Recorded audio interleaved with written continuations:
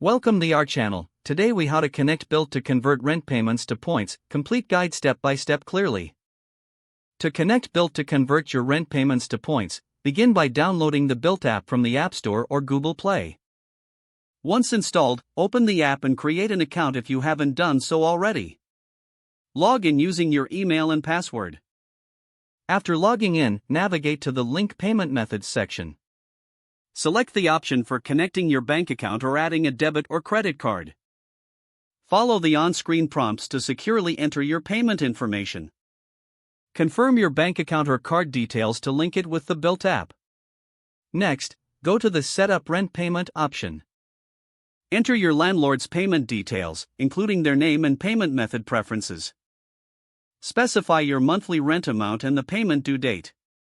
After entering this information, review all details for accuracy. Once confirmed, submit the rent payment setup. You will be prompted to review your settings and ensure everything is correct. After successfully setting it up, your rent payments will now be processed through Bilt. For every rent payment made, you will earn points that can be redeemed for various rewards. To track your points, go back to the app's main menu and select the Rewards section. Here you can view your accumulated points and explore redemption options.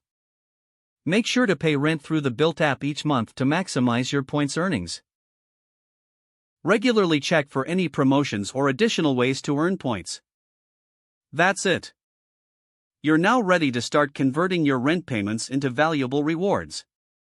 If the page does not load, refresh the browser or try again in a private or incognito window. Make sure you are using the correct email address, then retype it carefully to avoid small typos. If your password is not accepted, use the reset option and create a new strong password you can remember.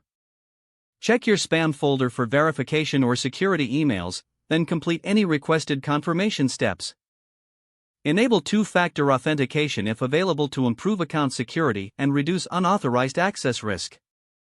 After signing in, review your profile details so your contact information and settings are accurate and current.